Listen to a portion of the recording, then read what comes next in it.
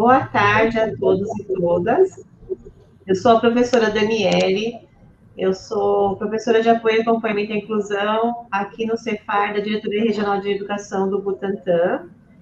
E hoje, no nosso encontro, temos o professor Emílio Figueira, que além de professor, ele é escritor, psicólogo, entre outras coisas, né, Emílio? Temos a professora Deise Tomazin também, que ela é formadora da divisão pedagógica da DRE Pirituba. E temos também o professor Eduardo Bezerra, que é formador também na divisão pedagógica da DRE Pirituba também. Tá? Sejam muito bem-vindos e vamos ter um encontro muito agradável.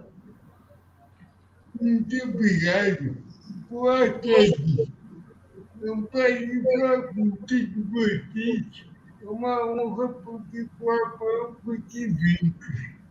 E eu vou começar partindo um vídeo que é um depoimento que eu preparei. Então, depois do vídeo, eu comento alguma coisa, tá bom? Por favor, o vídeo. O poder transformador e inesperado da educação nas vidas de todos. Olá, bom dia a todos. Começo agradecendo o convite para participar deste evento e quero fazer duas considerações.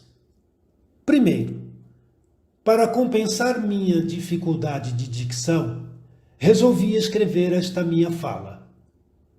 Convidei o ator teatral e meu amigo Geraldo Ferreira para gravar a narração e montei esta apresentação em vídeo. O que também é uma forma de mostrar como nós, pessoas com deficiência, podemos usar a tecnologia ao nosso favor para nos comunicar.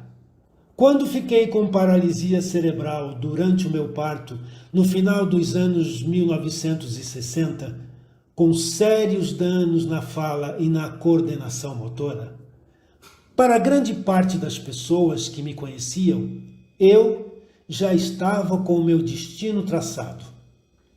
Ser dependente das outras pessoas, isolado dentro das instituições. Ainda mais naquela época onde nós, pessoas com deficiência, vivíamos totalmente excluídos da sociedade. Alguns médicos chegaram a dizer que eu nem seria alfabetizado. Só que meus pais não acreditaram nisso, ensinando-me a ler e escrever aos 5 anos de idade. Quando descobri o mundo das letras, comecei a escrever meus primeiros textos e dizia que seria um escritor. Aqui está o primeiro e fundamental pilar da minha vida. Desde bebê, minha família nunca duvidou de mim. Sempre procurou os recursos terapêuticos e educacionais. Tratou-me com igualdade com minhas irmãs e demais crianças, empurrando-me para a vida e todas as possibilidades. Meus primeiros anos escolares foram isolados dentro da AACD, Associação de Assistência à Criança Deficiente. Em 1977, fui transferido para a AACD Santana. Nesta época, existia um muro interno que separava as unidades do Colégio Buenos Aires, impedindo nós, os alunos com deficiência, em ter contato com os demais. Quantas vezes eu ficava olhando pelo portão de grade com cadeado, as crianças correndo e brincando no pátio, e não podia participar com elas. E, quando o colégio tinha alguma data comemorativa, o cadeado era aberto e nós, alunos da AACD, podíamos ir até lá. Mas ficávamos separados, vigiados em um canto do pátio, sem poder se misturar e brincar com as demais crianças. Só que eu conheci os dois lados da educação. Em 1981, ao ser desligado da AACD aos 11 anos de idade, minha família conseguiu um documento que o governo emitia na época, autorizando alunos com deficiência a ingressarem em escolas ditas normais. Mudei-me para um colégio público em uma cidade pequena, aonde moravam os meus avós maternos. Na AACD, eu estava no equivalente à 4ª série. Especialistas da época acharam por bem me regredir 2 anos, temendo que eu não acompanhasse a classe, e me matricularam na 2ª série. Fui para a classe do professor Maroca. Esse mestre tinha por hábito pessoal, desde os anos 60, 70, andar pela cidade procurando crianças com várias deficiências e levá-las para a escola. Criava todas as condições pedagógicas para elas. O Maroca já promovia a inclusão escolar em décadas, onde nem sequer se cogitava isso. Um professor que acreditava em si e não media o desafio de educar qualquer aluno. Na classe do Maroca, eu comecei a acompanhar todas as atividades como os demais alunos, a fazer e entregar trabalhos, participar dentro das minhas possibilidades de todas as atividades, a fazer provas e ter que tirar as médias para fechar o ano, sem qualquer privilégio, o que não pode haver para ninguém na educação inclusiva. A única diferença era que o professor Maroca colava minhas folhas de atividades com durex na mesa para eu escrever. O ano findou, fui passando de ano, mudando de professores. Cheguei ao antigo ginásio. Tive que me adaptar a mudar de professor a cada 50 minutos. Tudo foi acontecendo normalmente pela minha convivência escolar. Como eu digo, para as coisas acontecerem, basta nos colocarmos em movimento. Esse desenvolvimento não foi só cognitivo, como também social e pessoal. Ao ser incluído na escola regular, comecei a fazer amigos. Amizades que ultrapassavam os muros escolares, e eu era levado para todos os lugares por eles. Participava de todas as brincadeiras e aventuras. Crescíamos juntos e descobríamos os sabores e dissabores da adolescência. Aquele menino que na época da AACD não podia nem ter amizade com as demais crianças, agora estava totalmente incluído. Muitas coisas aprendi e superei tendo a minha deficiência e imitando meus amigos sem deficiência. Oportunidade que eu não teria se tivesse ficado com crianças iguais a mim na escola especial. O tempo passou.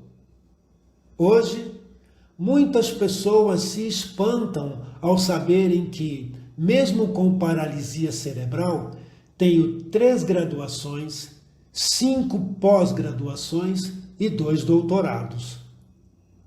Tenho mais de 80 livros editados, 98 artigos científicos publicados e, enquanto jornalista, já publiquei mais de 500 textos, grande parte voltados a questões humanitárias. Tenho vários cursos gratuitos online de educação inclusiva que monto e ofereço gratuitamente, atingindo já mais de 30 mil pessoas. Viajo sozinho todo o Brasil, fazendo palestras. O que é uma grande superação, pois me viro em aeroporto e hotéis sem apoio daquelas pessoas que sempre estão à minha volta. Ao iniciar 2020, decidi me dedicar integralmente à carreira de escritor. Planejei que todos os dias iria fazer pelo menos uma ação em direção a isto. De repente, eu e todo o mundo fomos surpreendidos com o coronavírus e o isolamento social. Mas, como eu digo, o show de todo artista tem que continuar. Nesses últimos meses, escrevi 2 livros infanto-juvenis, uma peça de teatro musical e crônicas semanais.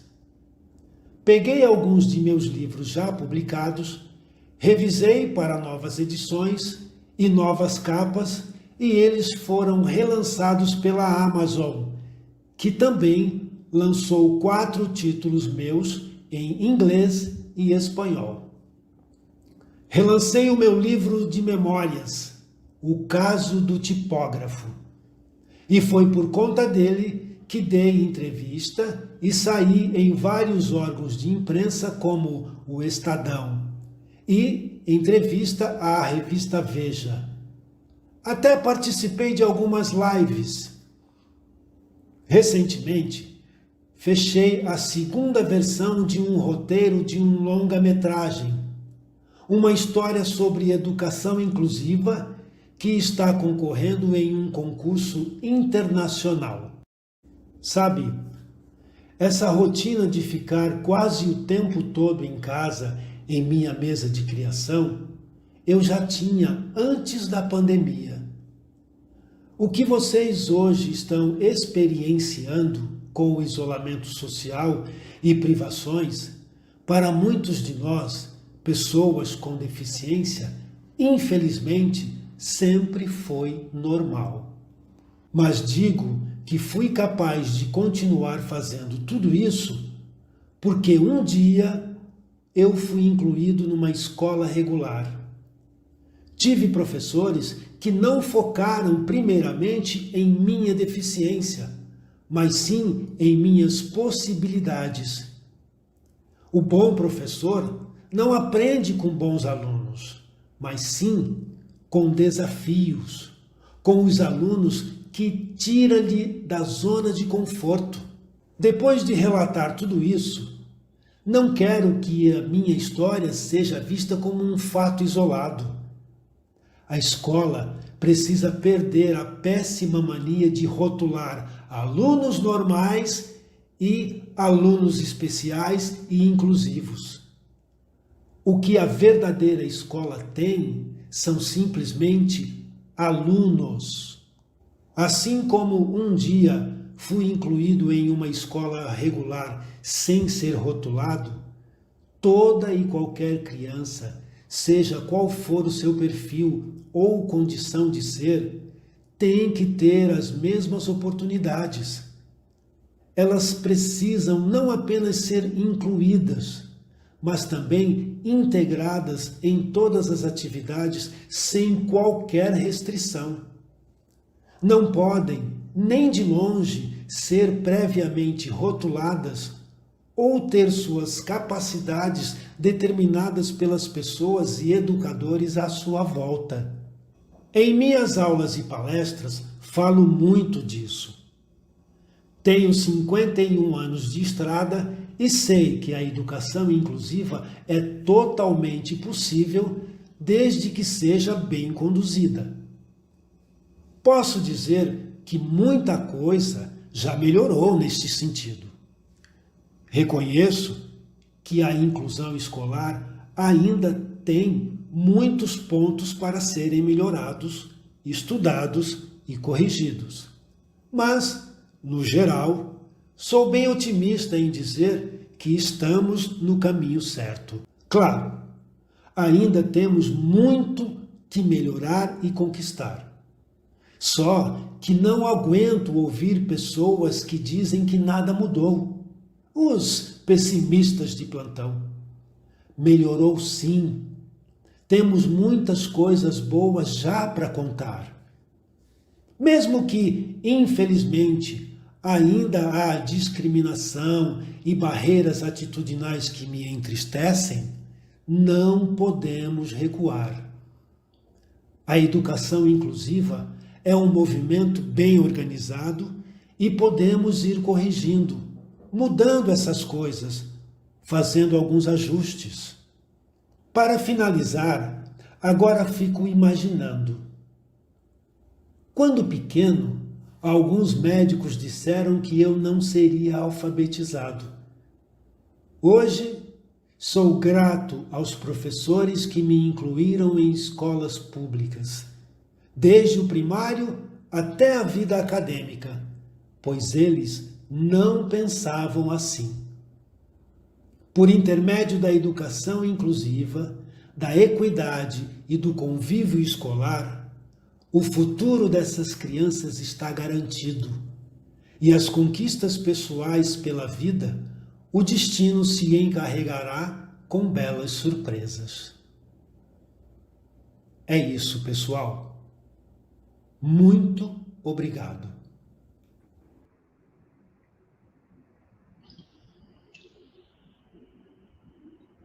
Bom, gente, esse é um pequeno depoimento que eu falei para contar um pouco da minha vida, um pouco do que eu penso.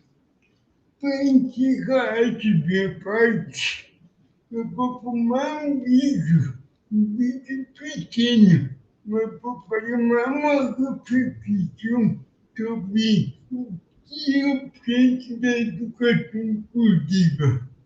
Por favor, coloque o meu segundo vídeo para encerrar.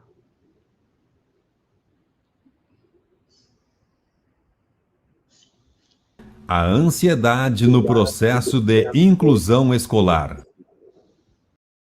Hoje falamos muito de inclusão social ou escolar, esse novo modelo que retirou todo aquele caráter médico que envolvia questões referentes às pessoas com deficiência.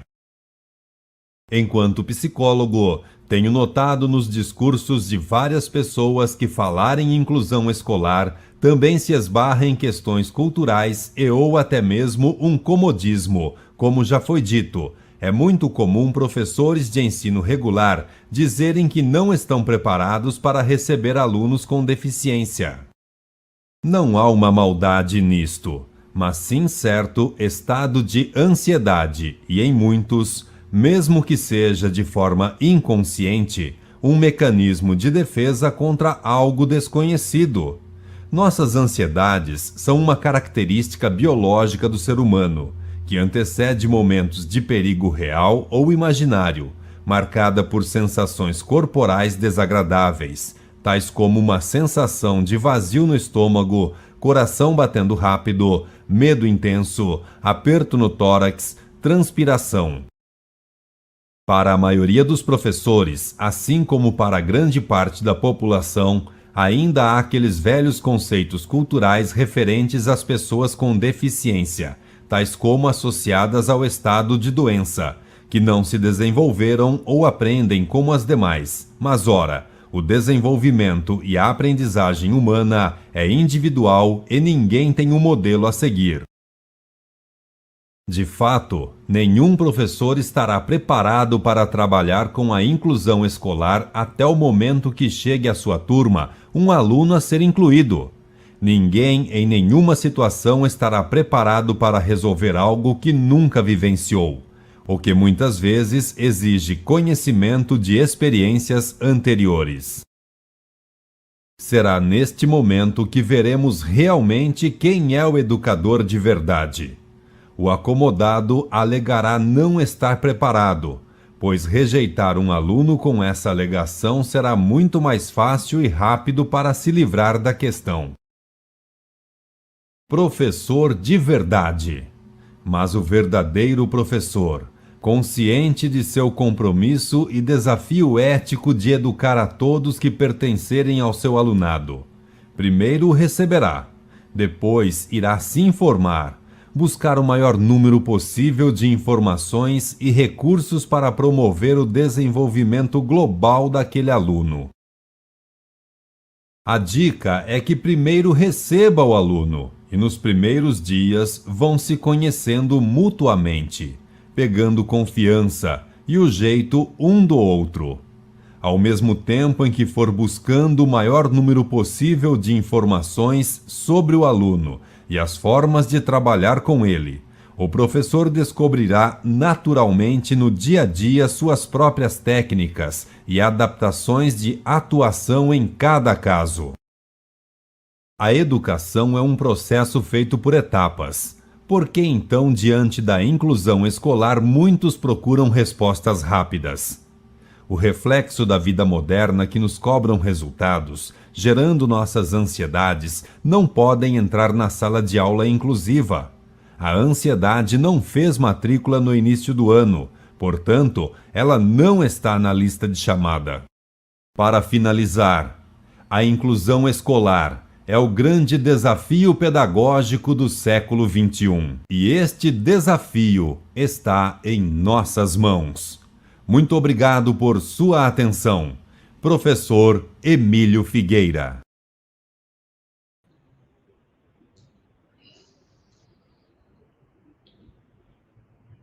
Bem, pessoal, esse aí é o recado que eu tenho para contribuir.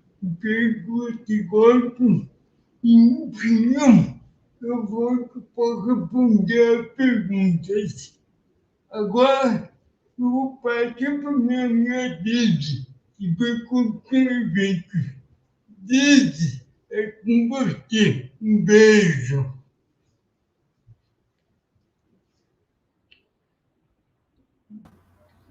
Boa tarde a todos. É um prazer enorme estar aqui com vocês. O Emílio, meu grande amigo, o Edu, meu parceiro, a Dani, a Ana e o Daniel, que me convidou, nos convidou, né, Emílio, Edu, para estarmos aqui com vocês hoje. Então, é um prazer muito grande poder conversar um pouquinho com vocês, né? E antes de eu começar a apresentar um materialzinho que eu trouxe para vocês sobre alguns recursos que a gente possa trabalhar com os nossos alunos com deficiência, com os nossos filhos, com os nossos amigos, com parentes, enfim. Eu vou contar um pouquinho da minha história que eu acho que vai ser legal vocês saberem. Pode ser? Tudo bem? Posso contar, Emílio? Você tem certeza?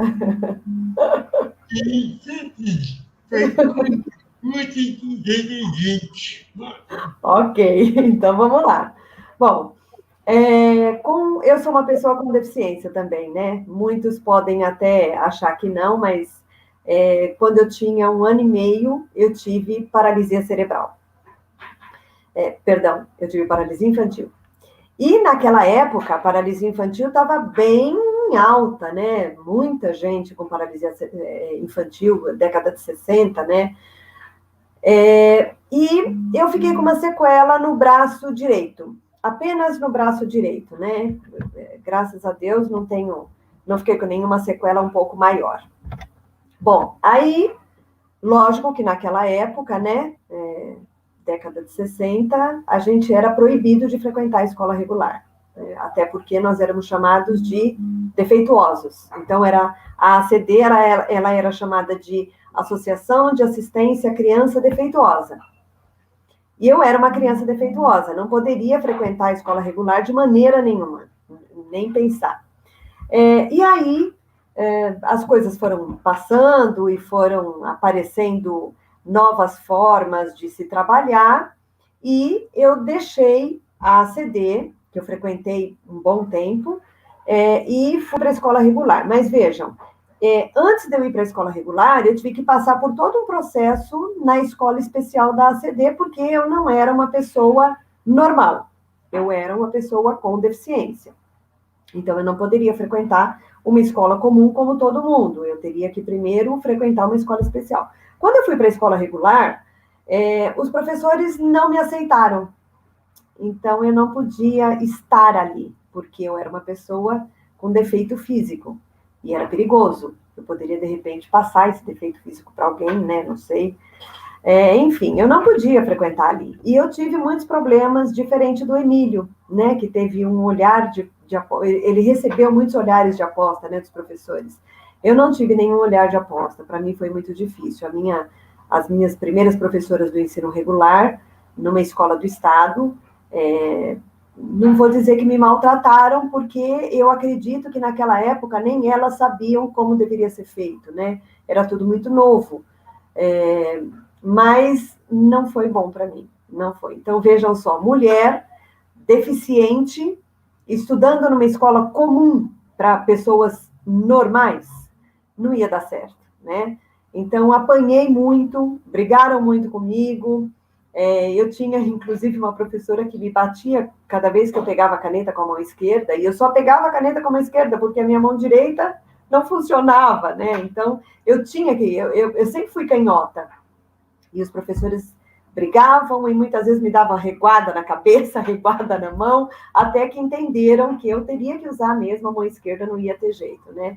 E aí depois eu vou até dizer para vocês como é que foi fácil isso, né? Porque foi um professor de educação física que não tinha nada a ver com nada, que de repente ele teve um insight e falou: prende a folha dela na carteira com fita crepe, porque aí você não vai ter problema, né, de ficar chamando a atenção dela o tempo todo, porque a folha dela ficava correndo, porque a minha mão direita ficava embaixo da carteira, e eu não conseguia escrever, porque a folha escapava. Então, eu pegava a minha mão, botava em cima da carteira para poder escrever. E os professores, na verdade, eles não gostavam disso, né, então eu tinha que me virar sozinha e com as duas mãos. Foi bem complicado, né, nesse sentido. Mas aí o tempo foi passando, as coisas foram mudando, eu entrei na escola do magistério, né, no ensino médio magistério, porque era a única coisa que eu poderia ser, professora, né, uma mulher com deficiência, não tinha direito de ter grandes evoluções, né, então eu fui ser professora, né, e sempre gostei de ser professora. E aí, passei no concurso público da prefeitura, em 96, quando eu entrei, sempre gostei muito de informática, de tecnologia, em 96 eu entrei, e logo depois eu fui para a sala de informática, né, fui para, hoje conhecido como LED, né, Laboratório de Educação Digital, que a gente tem nas escolas municipais, todas as escolas, nossas escolas municipais têm. Bom, fui trabalhar no laboratório, e tinha um menino que ele deu muito trabalho. Ele não ficava em lugar nenhum, ele só queria ficar na minha sala, e na minha sala ele ficava bem, e ele gritava muito, brigava com os professores, xingava, enfim, não era legal.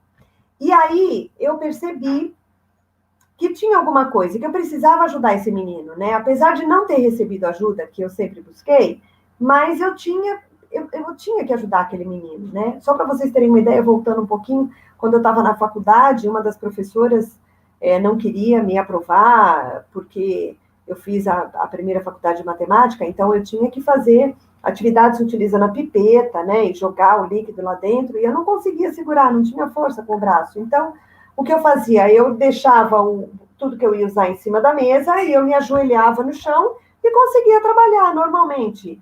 Nossa, foi um absurdo isso na faculdade, porque onde já se viu uma pessoa que está fazendo uma faculdade ter que ficar ajoelhada para poder trabalhar, enfim, foi bem difícil.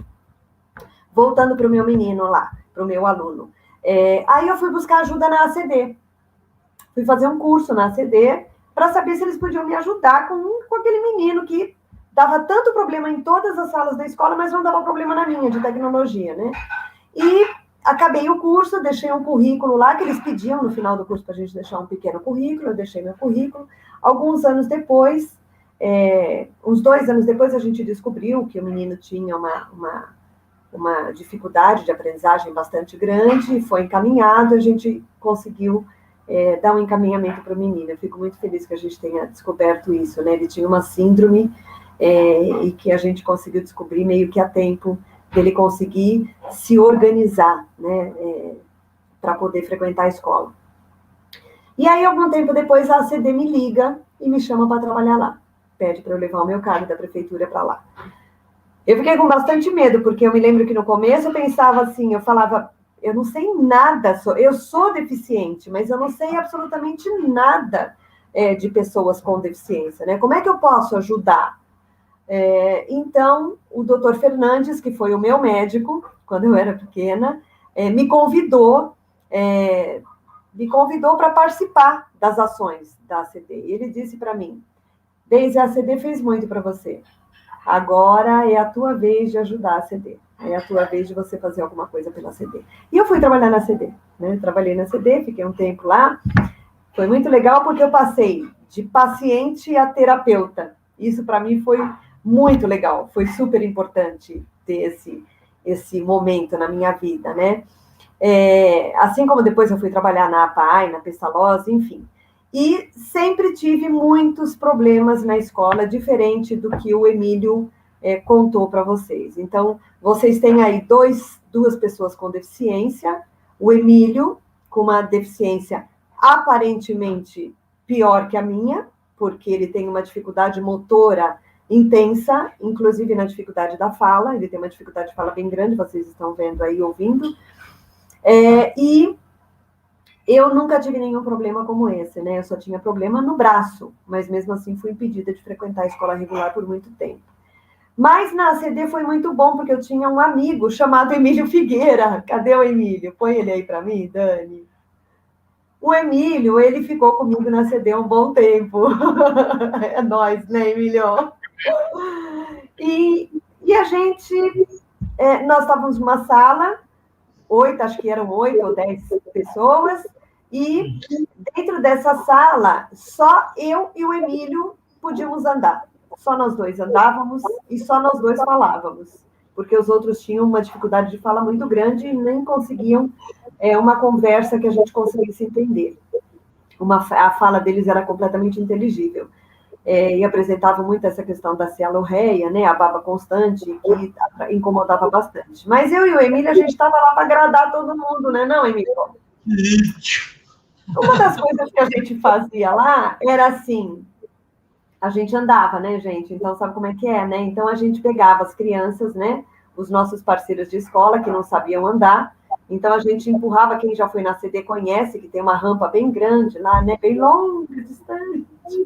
E a gente parava lá na frente daquela rampa com os nossos amigos, eu destravava a cadeira deles e o Emílio dava um empurrãozinho. Eu estou falando que foi você, viu, Emílio? Não fui eu, não, né? E a gente via os caras indo naquela rampa lá para baixo e se estronchavam lá embaixo, né? A gente se divertia muito, né, Emílio? Foi muito bom. O mais legal é que, assim, a gente começou a lembrar dessas coisas há algum tempo atrás, porque o Emílio, ele voltou a aparecer na minha vida há pouco tempo atrás, foi mais ou menos 2012, 2013, né, Emílio, que a gente voltou a se encontrar. Ele foi fazer uma formação, eu trabalhava na Secretaria da Educação, e ele foi fazer uma formação para a gente lá, e a gente conversando um belo dia, assim, como quem não quer nada, descobrimos que tínhamos estado juntos, e foi muito engraçado, porque ele falava assim, você que é a Deise? Eu falava, não, peraí, você que é o Emílio? Eu falava, não é possível, né? Foi sensacional, né, Emílio? Foi muito bom o reencontro, e a gente começou a trabalhar algumas vezes juntos, né? Chegamos a fazer viagens, né, para fazer algumas palestras e algumas formações fora de São Paulo. E eu vou contar aqui para vocês que o Emílio, com toda essa dificuldade física que ele tem, com essa dificuldade motora, de fala, ele é muito inteligente, muito mais do que eu, né? Ele pensa que é mais inteligente que eu, porque não é, não, viu? Não é. Mas, na verdade, às vezes eu acho que ele é meio inteligente, porque ele abusa de mim, sabe, gente? Eu vou contar para vocês, uma vez nós fomos para Minas, para fazer uma palestra lá, e sabe como é que é mineiro, né? Então, vocês não querem levar um pãozinho de queijo embora para casa? Né? Leva um pãozinho de queijo na viagem, né? A viagem muito longa, de ônibus, vocês vão voltar. Leva um pãozinho de queijo para vocês irem comer no caminho. Gente, não foi uma matulinha que eles mandaram, não foi um pãozinho de queijo, vocês não têm ideia da matula. Um saco de comida que eles deram. Agora eu pergunto para vocês, quem carregou o saco de comida? É Deise. Quem carregou a mochila do Emílio? É Deise. Quem ajudava o Emílio a cortar o bife? Desde. Pois é.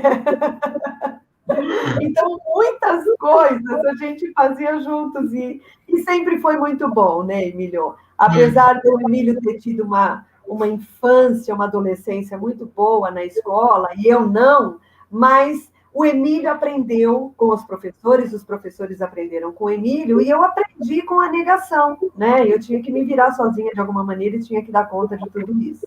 Mas foi muito bom, né? Foi muito bom, né, Emílio? A gente curtiu bastante, a gente se divertiu muito naquela CD, fizemos muita coisa certa, né? Fizemos muita coisa errada também, muita loucura, né, Emílio? Mas valeu a pena, porque eu acho que tudo isso faz parte do crescimento da gente, né? Então, eu queria agradecer vocês por terem escutado as nossas histórias, né? E eu vou chamar agora o Edu, que ele vai trazer um recado para vocês pequenininho, e depois eu vou passar para vocês alguns slides bem rapidinho, que eu acho que são coisas que podem ajudar algumas pessoas, assim como uma fita crepe ajudou o Emílio, uma fita crepe me ajudou, eu vou trazer algumas coisas que podem ajudar outras pessoas com deficiência e outros estudantes com deficiência dentro das nossas escolas, tá bom? Edu, é com você. Obrigado, Deise.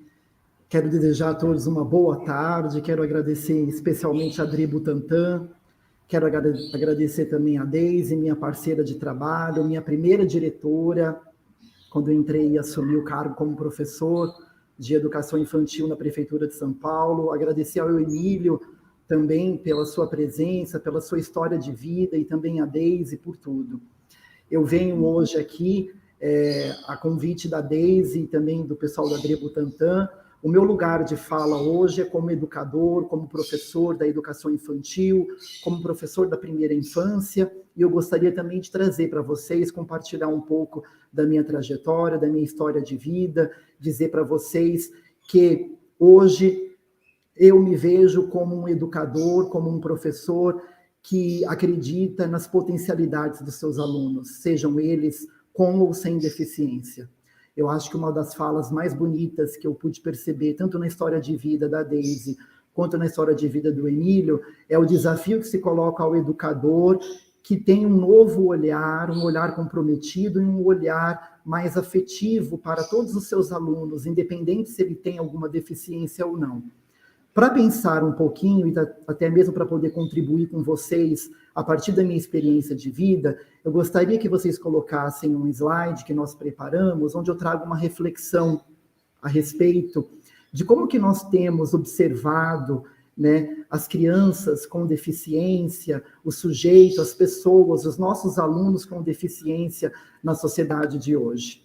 Então, se vocês puderem compartilhar comigo o slide, eu queria trazer para vocês um pouco dessa reflexão.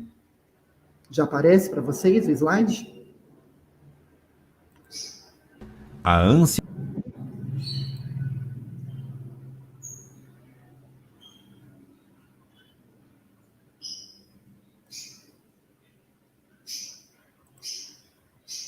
Isso aí. Eu gostaria, então, de trazer para vocês essa reflexão. Nós trouxemos aqui como contribuição essas duas imagens. Então, e aí nós escolhemos essas duas perguntas, o que você vê e o que você observa. E por que nós colocamos o que você vê e o que você observa? Existe uma diferença entre ver e observar. E aí eu posso ver um copo com água, eu posso ver um copo pela metade, eu posso ver um copo cheio, eu posso ver um copo vazio, né? Quando a gente vê essa imagem, muitas das vezes o ato de ver, ele é muitas das vezes pautado apenas numa questão física, numa questão irrefletida. Quando nós passamos, então, a observar, a observação ela exige um olhar mais aguçado, um olhar com mais profundidade, um olhar mais refletido. E aí a ideia de trazer para vocês essas duas imagens desses copos é justamente fazer uma analogia com a questão da deficiência, com a questão da inclusão, com a questão da educação especial na nossa sociedade de hoje. né? Quando a gente observa, nós passamos a compreender, nós passamos a olhar a deficiência, nós passamos a verificar, a observar a criança, o sujeito com deficiência, não apenas a partir das suas lacunas, que infelizmente hoje, na nossa sociedade, nós ainda temos uma sociedade bastante preconceituosa, que enxerga o aluno, que enxerga o sujeito com deficiência apenas a partir daquilo que falta, apenas a partir da lacuna, apenas a partir da deficiência. Quando nós paramos para observar, a gente começa a modificar o nosso olhar enquanto educador, e nós começamos a observar aquela criança, aquele sujeito, aquele aluno que apresenta alguma deficiência, não apenas a partir da lacuna ou da sua carência, mas a partir das potencialidades que esse indivíduo possui, né? Então, o fato de trazer para vocês essas duas imagens é justamente para que a gente possa, a partir desse diálogo que nós estamos tendo, a partir das vivências do Emílio, a partir das vivências da Deise na educação, de pararmos para pensar como é que nós temos observado a deficiência e as nossas crianças em sala de aula, né? E aí é interessante perceber o papel que o professor e o educador têm diante deste aluno que apresenta a deficiência. Ao longo da trajetória do Emílio e ao longo da trajetória da Deise, nós podemos observar que eles tiveram professores que puderam acreditar ou não, que olharam para a lacuna, que olharam para a falta, que olharam para a dificuldade, ou que, numa perspectiva mais afetuosa, olharam para as potencialidades, ajudando-os a verificar o que eles poderiam fazer dentro das suas limitações. Pode passar o slide para mim, por favor? E aí a ideia de trazer para vocês essa leitura, né, dessa metáfora do copo, fazendo uma analogia com a educação especial, é justamente para que a gente possa, a partir disso, verificarmos qual é a leitura que nós temos realizado para a pessoa com deficiência, né? E eu digo mais, né, o olhar que nós temos para este aluno, para essa criança, para este sujeito, ele pode ser determinante para o seu sucesso ou para o seu fracasso, né? E eu diria o seguinte, uma leitura negativa, né, uma leitura que olha apenas para a deficiência, que prioriza a carência e as lacunas, essa leitura ela acaba sendo também determinante para a trajetória de vida deste sujeito, dessa criança. Agora, um olhar que observa, um olhar que se preocupa, um olhar afetuoso, que vai priorizar as potencialidades, ele não está preocupado com a deficiência ou com a lacuna, mas ele preocupa-se em compreender como é que o sujeito, diante das suas limitações, diante das suas situações de fracasso, pode transformar essas situações em sua trajetória de vida. Então, eu diria que como educador da primeira infância, como educador da educação, eu acho que nós, a partir de hoje, devemos ter esse olhar, não um olhar de apenas ver, mas um olhar de observar. O que ocorreu com aquela criança, o que ela fez, o que ela faz a partir das suas dificuldades, o que ela pensa. E eu, enquanto educador, enquanto formador de pessoas, o que eu posso, dentro da minha prática pedagógica, a partir de um olhar afetivo, que enxerga as potencialidades do aluno, da pessoa com deficiência, posso fazer para que ele trilhe um caminho de sucesso, para que ele tenha aí todas as condições necessárias. Então, eu trago para vocês essa reflexão. E eu, como professor da educação infantil, como professor da primeira infância, como professor da Rede Municipal de São Paulo, tenho um recado a todos vocês que nos veem agora, seja pai, seja mãe, seja avô, seja responsável, seja professor. Eu diria para vocês que todos podemos aprender. Todos nós podemos aprender, todos nós temos as nossas potencialidades. Eu diria para você que é professor, e para você que é pai, para você que é mãe, que tem alguma criança com alguma deficiência, que você olhe essa criança a partir de um olhar de observação, de um olhar de afetuosidade, de um olhar de potencialidades, né? Eu acho que nós estamos vivendo hoje numa sociedade em que, infelizmente, né, a deficiência ainda é vista e compreendida como uma lacuna. Cabe a nós, educadores, cabe a nós, professores, que acreditamos no potencial das pessoas, revisitarmos esse olhar, esse paradigma, e a partir das nossas práticas, modificarmos esse pensamento.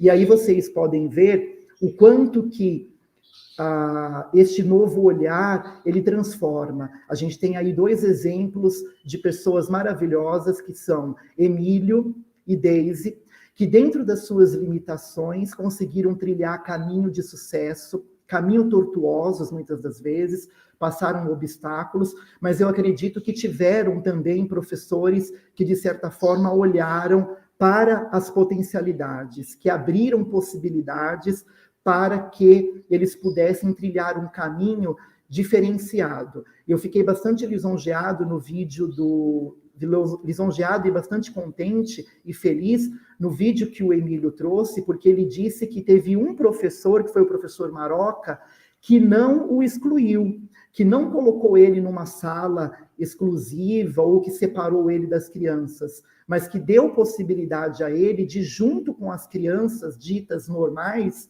poder também desenvolver as suas potencialidades. Eu acho que hoje o que nós precisamos são de educadores que transformem esse paradigma de enxergar a educação especial, de enxergar a criança e o sujeito com deficiência, não por aquilo que ele não pode fazer, mas a partir daquilo que ele pode conseguir fazer a partir das suas limitações. Eu não vejo a limitação como um obstáculo, mas como uma possibilidade de transformação e possibilidade de mudança.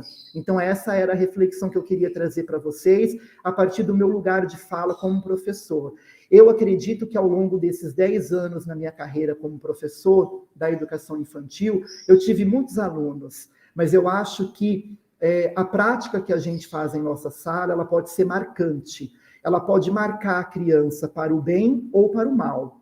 Eu espero que nós possamos, a partir de hoje, a partir de agora e a partir de sempre, marcarmos os nossos alunos para o bem, né? Porque a gente sempre lembra daquele professor da nossa primeira infância, e eu me coloco hoje como um professor que busco, de certa forma, olhar para as potencialidades dos meus alunos a partir daquilo que eles têm, né? Ou seja, uma leitura positiva da deficiência, e não uma leitura a partir da lacuna, ou uma leitura a partir do fracasso ou daquilo que ele não pode fazer, e sim a partir das potencialidades. Então, que fique aí essa reflexão para vocês, para que a gente possa olhar o copo, não ver apenas, mas observar o copo. Ou eu posso observar o copo cheio de dificuldade, cheio de limitação, ou eu posso olhar o copo cheio de sucesso, de capacidades, de potencialidades, de vontade, de energia, para poder ajudar os nossos alunos a trilhar os seus caminhos de sucesso, assim como o Emílio e a Deise trilharam seus caminhos e estão hoje aqui compartilhando as suas histórias conosco. Muito obrigado a todos.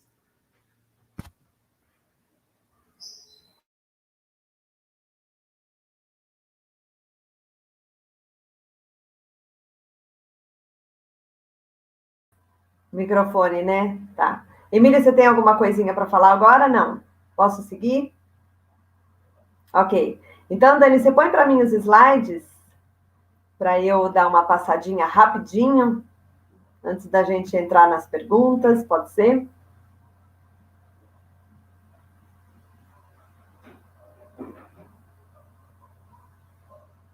Isso, beleza, pode ir. Vamos passar rapidinho, tá bom, gente? É só para vocês conhecerem algumas coisas que eu tenho certeza que pode ajudar. Pode ir, Dani.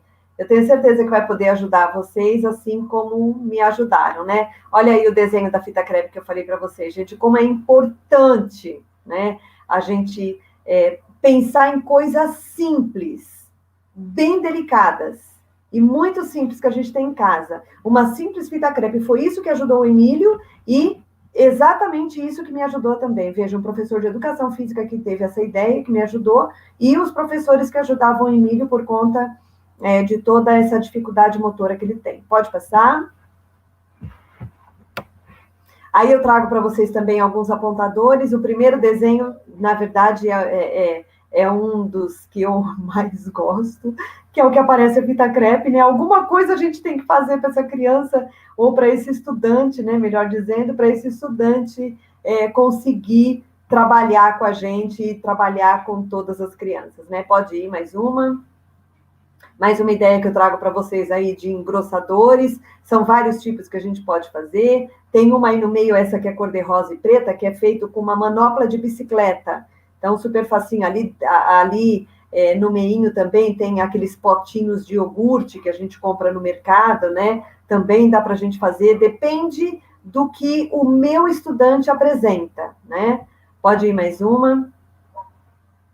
A gente tem aí alguns objetos de AVDs que eu vou mostrar para vocês, que são atividades de vida diária, que eu acho importante. A gente, às vezes, tem mania de falar assim, não, essas coisas não é para estudante, não é para escola. Então, mas o estudante, ele toma água, ele come na escola, então é importante que a gente conheça também é importante que a gente conheça diferentes tipos de materiais que existem e que são fáceis da gente adquirir ou fáceis da gente construir para que a gente possa fazer uma inclusão que dê certo dentro da escola, né? Então, aí a gente traz um exemplo de alguns copos, né, e de um porta-copo que foi feito na impressora 3D dentro de uma escola, né? Aí a gente tem, inclusive, uma das paes de lá da nossa região, segurando o copinho com um aparador que foi feito na impressora 3D. Pode ir, Dani. Aí a gente tem também uma borda de prato, que também foi feita na impressora 3D, porque muitas vezes a gente tem uma dificuldade de comer. O Emílio, ele tá bem bacaninha, né, Emílio? Mas eu sei que às vezes o Emílio, ele tinha uma dificuldade de comer, então às vezes a gente coloca um aparador de prato, não é por nada não, mas para a comida não sair voando. De repente, o que a gente tem que pensar? Porque tem muitas pessoas que falam assim, mas para que eu vou fazer tudo isso, né? Se eu estou aqui para ajudar. Então, a ideia é que você não esteja lá para ajudar. A ideia que a gente tem é de que esse deficiente, principalmente dentro da escola, o tempo todo, mas principalmente dentro da escola, que ele possa ser autônomo, que ele possa tenha condições de acompanhar todo mundo da sala regular, tenha condições de frequentar uma sala de apoio, se for necessário, e dentro da sala de apoio ou dentro da sala regular, que ele possa ter condições de ser autônomo dentro de todas as questões que englobam o ensino que ele está realizando dentro da escola. Seja ele numa atividade prática, seja ele numa atividade com caderno, uma atividade sem caderno, uma atividade com computador, enfim. O que a gente pensa como é que eu posso ajudar esse estudante a conseguir se desenvolver melhor, conseguir aprender um pouco melhor, ou mesmo conseguir se comunicar melhor através de algumas coisas que a gente pode construir dentro da escola. Pode ir, Dani? A gente tem aí alguns objetos de AVDs também feitos na impressora 3D, outros foram elaborados e foram encaixados em talheres bem simples, então dá para a gente fazer algumas coisas que pode ser especificamente para cada uma das crianças. Pode ir, Dani. A gente tem aí um talher adaptado, que foi feito... Esse menininho que está segurando essa colher verde é de uma escola daqui da região norte, é o Paulo Nogueira, uma professora que trabalhava lá, trabalha ainda lá, a Mônica, a professora Mônica. Ela desenvolveu com seus alunos um projeto para que os alunos criassem materiais acessíveis para os outros alunos com deficiência da escola. Então, eles criaram uma série de aparatos aí, coisas, para que esses meninos fossem incluídos. Eu queria chamar só o Edu um minutinho, porque o Edu tem uma história rapidinha, eu prometo que é rápido, uma história rapidinho para contar a respeito dessa história de colher. Conta aí, Edu. Sim, sim. Quando eu iniciei na carreira como professor da educação infantil, a minha primeira escola que eu iniciei aqui em São Paulo foi a escola onde a Deise era a minha diretora. Então, tenho muito que agradecer a ela por esse momento e pela trajetória que eu fui adquirindo ao longo desses anos. E eu tive vários alunos, né? E um aluno que foi bastante marcante para mim foi um aluno que eu tive no grupo 2, que eram crianças com 5 anos, que era o Leonel. O Leonel, ele era uma criança de origem boliviana, e ele chegou para nós na nossa escola, e ele tinha o laudo de mucopolissacaridose. que na verdade é conhecida como a síndrome de Hunter, né? Que é aquela doença degenerativa do cromossomo X, em que as crianças apresentam macrocefalia, têm dificuldade respiratória, eles têm bastante dificuldade psicomotora, né? E o Leonel chegou para a gente assim. E aí, quando o Leonel chegou, o Leonel nunca havia frequentado a educação infantil, foi a primeira vez que ele chegou na escola, e ele chegou para a gente. Quando eu olhei para ele, eu falei, meu Deus, o que eu faço? Né? Eu acho que é esse o olhar que a gente tem, né? Primeiro, um olhar de desafio, né? O que fazer diante da situação. O Leonel chegou para a gente na escola, ele não conseguia pegar o copo, a gente entregava o copo para ele, ele jogava o copo no chão. O Leonel comia com as mãos, porque ele não tinha coordenação motora de conseguir pegar a colher, então ele comia com as mãos. Quando ele queria alguma coisa, ele pegava o copo e batia na mesa, como um sinal de que ele estava com sede. E aí foram todos esses desafios que foram fazendo com que eu pude perceber que eu precisava ter um olhar diferenciado para essa criança. E aí, com a ajuda da Deise, com a ajuda dos coordenadores pedagógicos, com a ajuda da equipe da escola, a gente foi meio que olhando as necessidades do Leonel, olhando para as potencialidades, para aquilo que ele conseguia fazer, e a partir disso, a gente foi, então, modificando o nosso olhar em relação à criança, e segundo, o que a gente poderia fazer que pudesse ajudar o Leonel a se desenvolver bem e melhor dentro das suas limitações. E aí eu lembro que uma professora trouxe para mim uma colher adaptada. E aí eu falei, agora eu vou usar essa colher. O meu desafio era fazer com que o Leonel deixasse de comer com as mãos e passasse a comer com o talher. E aí eu tive um primeiro desafio de apresentar para ele o talher. Então eu entregava o talher na mão dele e ele jogava o talher no chão. Eu colocava o talher perto do prato dele, estimulando ele a pegar o talher, e ele jogava o talher no chão. Eu colocava o talher no prato e ele jogava no chão. E aí foi um trabalho, primeiro, de apresentar a ele o talher. Depois eu tive o trabalho de colocar ele, de fazer com que ele pegasse o talher e colocasse a comida na colher. Né, esse movimento de colocar a colher no prato e colocar a comida no prato. Então, o que ele fazia? Depois de mais ou menos umas 2 semanas que ele já conseguia pegar a colher, teve o trabalho de fazer com que ele conseguisse colocar a comida na colher. E depois a gente teve o trabalho de fazer com que ele levasse a colher até a boca para poder se alimentar. Então foram eu diria que algumas semanas aí, alguns meses fazendo com que ele adaptasse a essa rotina. E aí ele colocava a colher, ele levava a colher até a boca e a comida caía porque ele não sabia como colocar.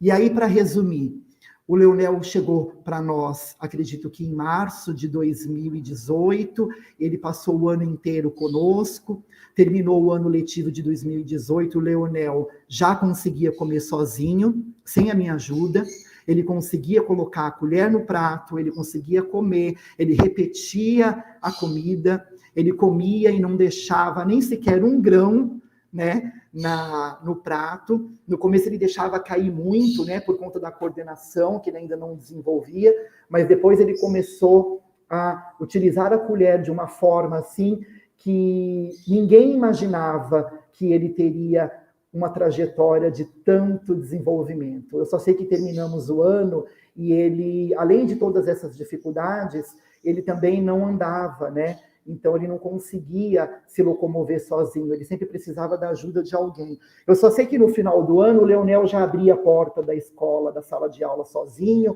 ele descia as escadas, porque a escola tinha escada, então eu tinha que correr atrás do Leonel, porque ele se desenvolveu de uma forma tão grande, de uma forma tão bonita, né? E que isso só demonstra para nós o olhar que a gente precisa ter, de acreditar nas potencialidades. Se eu dizer para vocês que é uma situação fácil, eu estou mentindo, porque não é. É uma situação que exige do professor, que exige do educador uma atenção redobrada, né? E exige fazer com que a gente mude os nossos paradigmas em relação ao que é aprender e ao que é o ser e estar no mundo, né? A gente sabe que, infelizmente, vivemos ainda numa sociedade muito preconceituosa e difícil, e que o Leonel talvez não tenha todas as potencialidades desenvolvidas, ou que não têm ainda as possibilidades abertas, como para uma criança, que eu diria uma criança, como a gente chama, uma criança normal. Mas eu diria que se nós, enquanto educadores, não, ao menos, darmos a possibilidade para que esta criança possa se desenvolver de maneira bonita na sala de aula, né? Então, qual seria o nosso papel enquanto educador? Porque é fácil trabalhar na zona de conforto, não é mesmo? É fácil trabalhar com todas as crianças que te ouvem, que te escutam, que andam, que quando você pede algo, ela vai e faz no primeiro momento. Difícil é você trabalhar com as diferenças, e as diferenças, elas estão aí para somar, né? Nós vivemos numa sociedade diferente, e o educador ter esse olhar é um desafio. Então, eu queria muito agradecer a todos vocês, a Deise, ao Emílio, porque eu acho que são momentos como esse que nos favorece, que nos possibilita, e que nos mostra que aquilo que nós realizamos com as nossas crianças ficam marcantes, tanto para a nossa trajetória, como para a nossa vida. E depois de um ano que eu tive a oportunidade de ser professor do Leonel, eu tive a oportunidade de ser professor do irmão dele, que era uma criança sem deficiência. E aí, no final do ano, eu falei, peça para o seu irmão vir, peça para sua mamãe trazer o Leonel aqui. E quando eu vi o Leonel, eu fiquei bastante emocionado, porque ele me reconheceu e eu pude observar que eu fui o professor que não viu, mas que observou. Eu acho que eu fui aquele professor que olhou o copo cheio, não um copo pela metade, mas o copo cheio de potencialidades. Então, acho que é isso que faz nós sermos diferenciados e termos essa educação tão... eu digo que nós vivenciamos uma realidade que a gente fala muito da educação inclusiva, da educação de equidade, da educação integral, né? Como algo distante, mas eu posso dizer que nós realizamos isso e podemos fazer isso hoje, na atualidade, né? As histórias, as vivências, os desafios e as possibilidades da educação especial, elas têm que serem escritas por nós agora. É esse o momento. Então, eu quero agradecer mais uma vez a oportunidade de poder ter compartilhado com vocês esse momento que eu vivi. Tá bom? Obrigada, Edu. Obrigada. Não podia deixar de não chamar o Edu para contar essa história que foi belíssima. Entre tantas, né, Edu, que a gente vive, né, o Emílio também, entre tantas histórias que a gente está presente, mas essa não podia deixar de trazer o Edu para contar. Então, vamos lá, Daniel, coloca para mim de novo o slide, vamos continuar, pode passar. A gente tem aí, então, o projeto dessa professora Mônica, do Paulo Nogueira, pode passar. Eles fizeram um adaptador de escova de dente, uma graça essa turma, pode ir. E os alunos que fizeram esse projeto são alunos monitores, né? Então, eles são alunos que fazem parte do laboratório de informática da Escola do Paulo Nogueira. Eles fizeram um adaptador de pente, mais um, e é claro que não podia deixar de faltar, né? Eles pensaram nas meninas de plantão, é lógico, né? Pode ir, Dani. E trouxeram aí um adaptador de batom, né? Tinha que ter, né? Então, posso ser deficiente, mas eu sou uma deficiente lindíssima. Pode ir, Dani.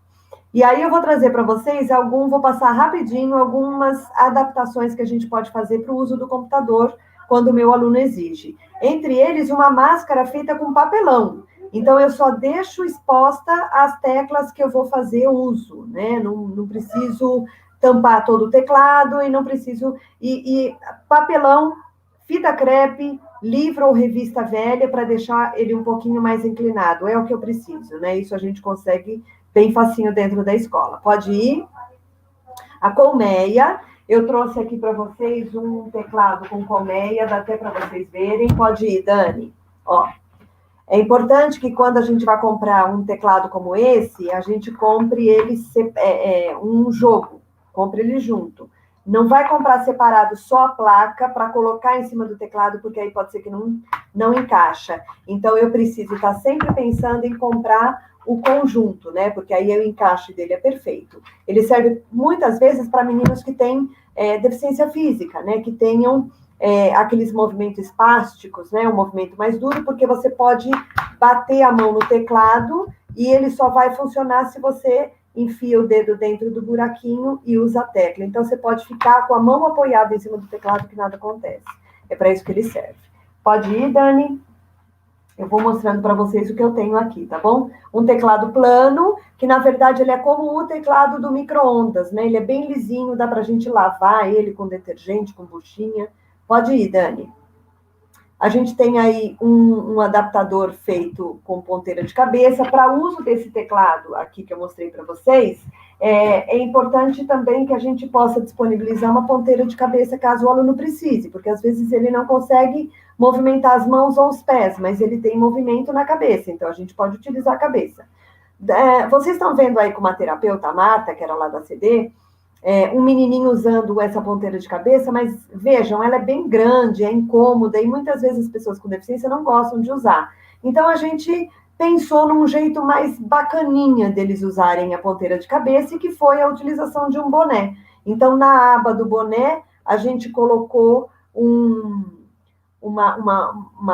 a cola quente, penduramos um ferrinho, que é daquele cabide, né, que é de ferrinho, que é bem molinho, e na ponta do ferrinho a gente colocou um outro pedacinho de EVA para que ele pudesse teclar e encaixar dentro do teclado, qualquer tipo de teclado que a gente tenha na escola, ou qualquer tipo de teclado que faça uso com a ponteira de cabeça. Pode ir, Dani?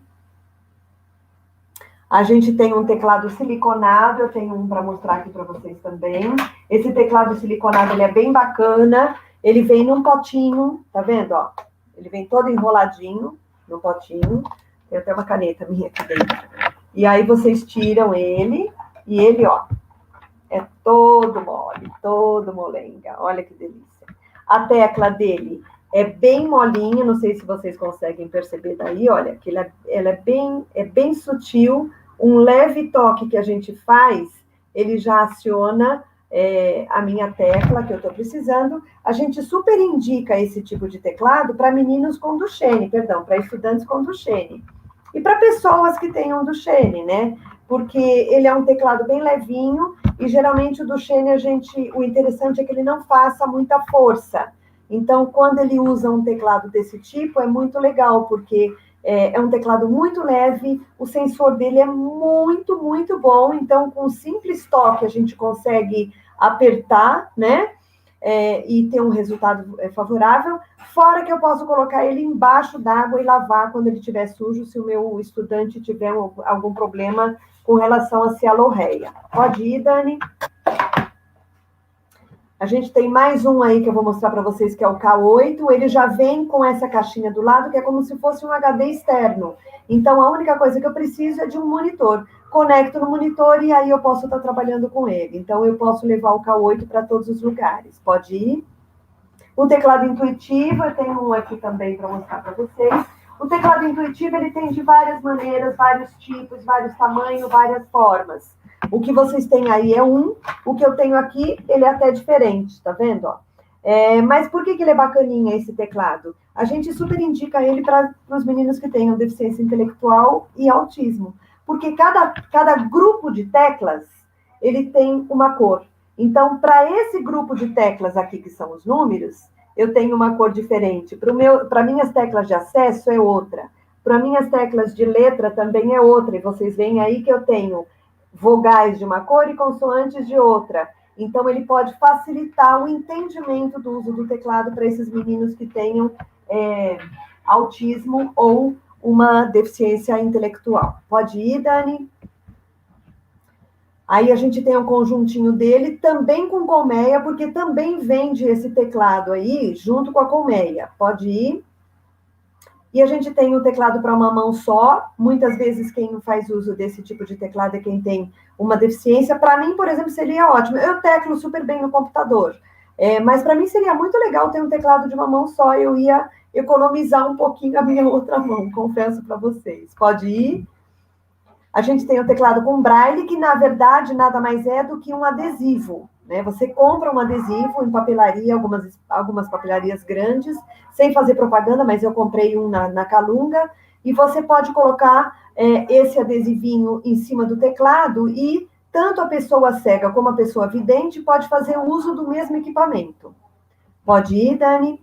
A gente também pode estar utilizando adesivos, que é super simples. Adesivo a gente pode fazer né, no próprio computador, imprime, recorta e cola com uma dupla face, ou até mesmo com um contact, né, para impermeabilizar um pouco mais, ou um simples adesivo. Nós temos lá na nossa Dre, a Juliana, a Paê, a Juju, e a Ju, ela tem aquele negocinho que aperta e vai saindo as teclas. Eu digito um pouco fora do normal no meu teclado, e ele sempre vai perdendo as letras. Então, a Ju, ela imprime as letras, naquele negocinho lá de apertar, que eu esqueci o nome, e ela imprime as letras para eu poder colocar e deixar coladinho no meu teclado. Então, ajuda bastante, né? Pode ir, Dani? A gente tem um exemplo de um teclado reduzido, que ele tem de vários tamanhos, né? Mas o que é legal é que existem várias formas, tipo assim, eu quero um teclado só com letras, eu consigo, né? Então, para o uso do menino com deficiência intelectual, ele é muito bacana, porque eu não preciso daquele monte de tecla para oferecer para o meu aluno, porque muitas vezes vai fazer mais confusão na cabeça dele. Então, um teclado menor e que tenham algumas funcionalidades que sejam práticas para o dia a dia dele é o que interessa. Pode ir, Dani? A gente tem aí um acionador e colocamos em cima do tapetinho de borracha para que não escorregue. Pode ir, que eu vou mostrar para vocês como é que funciona. Tem um acionador aqui. Ele está conectado junto com o mouse. Aí eu vou mostrar para vocês como é que ele funciona. Então, eu tenho aqui, o meu acionador é um pouquinho diferente, mas é a mesma coisa, tá? A funcionalidade é igual.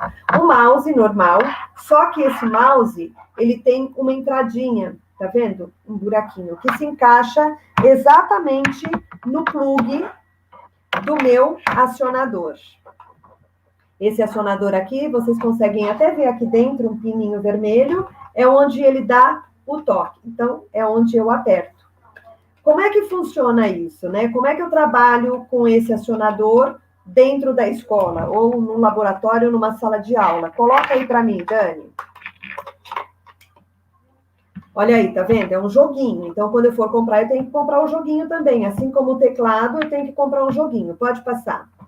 E aí eu tenho a experiência de um menino que está sentado e ele está com um acionador. É um menino que tem paralisia cerebral, não tem uma condição de manusear os equipamentos do computador com muita força ou com muita ligeireza, mas ele consegue participar da atividade. E como é que a gente faz? O meu par avançado, ele vai estar sentado utilizando o mouse que é comum, né? Um mouse comum.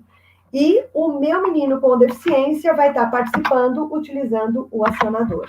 Então, a participação desses meninos em todos os ambientes da escola é viável e é possível. A gente só precisa ter boa vontade e um pouquinho de conhecimento com a relação do meu trabalho e da pesquisa, né? Do que eu trabalho dentro da escola e da pesquisa que eu faço para conseguir alguns resultados. Pode ir, Dani? Aí a gente tem um outro acionador, que é sem fio, né? Via wireless, também é muito bacana, pode ir. E a gente tem o tracking ball, eu também tenho um tracking ball aqui para mostrar para vocês. O meu é um pouquinho diferente. É esse daqui, ó. Tá vendo? O tracking ball, como é que ele funciona? Você vai colocar ele na mesa, ele vai ficar fixo, ele não se movimenta. O que eu faço? Eu movimento a bolota e as teclas do lado, de um lado e do outro lado, né? E a bolotinha no meio. Então, eu não tenho necessidade de ficar alisando, empurrando o meu mouse de um lado para o outro. Ao invés de eu empurrar, eu movimento a bolinha. Esse mouse aqui, ele é muito querido pelos meninos da EJA, pelos estudantes da EJA, porque a gente sabe que alguns senhores, algumas senhoras da EJA têm uma certa dificuldade de movimentar o mouse. Então, esse é muito bacana, inclusive, para esse público, né? Pode ir. A gente tem aí um outro modelo de tracking ball para uma dificuldade física um pouco mais acentuada, né? Pode ir, Dani. O roller mouse, que ele tanto serve para utilizar com as mãos, como eu posso utilizar também com os pés. Pode ir mais um. E a gente tem o mouse inclusivo, que, na verdade, ele é muito parecido com o joystick, né? Pode ir. O mousepad, que tem vários tamanhos, vários tipos, outras cores, né? Que é para utilização específica dos pés. Então, a gente tem muitas pessoas com deficiência dentro das escolas, muitos estudantes que fazem uso apenas dos membros inferiores. Essa seria uma das soluções. Pode ir. A gente tem um mouse ergonômico, que na verdade esse mouse, me perdoem, gente, mas é para todo mundo. Um mouse desse é maravilhoso, é uma delícia mexer nesse mouse. E a gente tem, também pode ir, Dani, o mouse para canhoto, né? Para mim seria o ideal, mas eu faço uso, na verdade, desse daqui, que para mim é ótimo. Por que para mim ele é ótimo esse mouse? Deixa eu mostrar de novo. Por que para mim é ótimo esse mouse? Deixa eu dizer para vocês. Eu descobri há pouco tempo que eu tenho artrose na mão, então eu tenho muita dor nos dedos, muita dor. E esse mouse me facilita o trabalho, né? Porque eu não preciso ficar movimentando ele o tempo todo, né? Talvez esse mouse para canhoto fosse melhor ainda, quem sabe eu ainda ganho um, né? Pode ir. E aí a gente tem a lupa eletrônica. Eu me lembro que logo que eu entrei no Cefai, eu demorei tanto tempo, a gente demorava para pensar e para falar, puxa vida, né? Bem que seria bom a gente ter uma lupa eletrônica, mas a lupa eletrônica, ela era gigantesca, era um quadrado enorme, era maior que o notebook. Então, era completamente inviável da gente ficar utilizando aquilo. E agora a gente tem uma lupa eletrônica que é pequenininha e a gente conecta ela num notebook. Super tranquilo, né? Pode ir, Dani. Os aplicativos, pode passar. A gente tem aí alguns aplicativos que são tanto para Android como para iOS, que facilitam a vida dos nossos meninos, dos nossos estudantes e dos nossos adultos que estão dentro da escola com deficiência. Então, a gente tem aí um de Libras, pode ir, Dani. Outro de Libras, mas esse é do MEC, ele é elaborado pelo MEC. Todos eles são gratuitos, viu, gente? Pode ir. O Arasaki é fabuloso, fabuloso. Porém, para o celular, ele ainda deixa a desejar, porque ele trava muito, ele é muito pesado por conta das imagens, mas ele, de longe, é um dos melhores que eu conheço, tá? É uma prancha de comunicação, onde a gente cria pranchas de comunicação mesmo, ou pranchas temáticas para o meu aluno que tem uma dificuldade de comunicação. Pode ir. O Livox, que também é muito bacana para tablet. Pode ir, Dani. A gente tem o Virginia, que é um aplicativo muito bonitinho, super pequenininho, bem bacaninha. Pode ir, Dani. E a gente tem o Matraquinha. Algumas pessoas estão dizendo que o Matraquinha, ele trava bastante, e o Matraquinha já está instalado nos tablets das escolas. Algumas pessoas dizem, eu vou usar o Matraquinha, mas ele trava bastante, porque ele é um aplicativo que ajuda muito na questão da comunicação. É assim mesmo, é normal. Então, às vezes, eu preciso desligar, fecho, sai, né, do aplicativo e depois volta de novo e ele volta a funcionar. Muitas vezes, pela própria atualização do próprio sistema, né? Pode ir. O Tandera, que, na verdade, ele lê, é um aplicativo de celular que você vai usar a câmera e ele faz a leitura de cédulas, né, de dinheiro, para saber qual é o valor delas. Pode ir, Dani. O CPQD Alcance, que, na verdade, ele pega os nossos ícones que a gente tem no celular e transforma em ícone grande. Eu diria que nem todos os deficientes fazem uso disso, mas, com certeza, as pessoas mais velhas, eu, por exemplo, ia adorar um desse, né? Pode ir. O DD Reader, que ele foi elaborado pelo pessoal do MEC, com parceria da Dorina no Rio, e ele serve como ledor de textos, ou ledor de imagens, ou ledor de aplicativos que a gente tem dentro do celular. Pode ir. E aí a gente tem também alguns objetos de aprendizagem, que nada mais são do que alguns jogos que foram pensados exclusivamente para pessoas com deficiência. Porque os criadores desses objetos de aprendizagem, eles pensaram na questão da cor, do som, da imagem, da figura, do contorno, da figura fundo, e tudo isso pode facilitar muito o trabalho com os nossos estudantes com deficiência nas nossas escolas. Pode ir, Dani.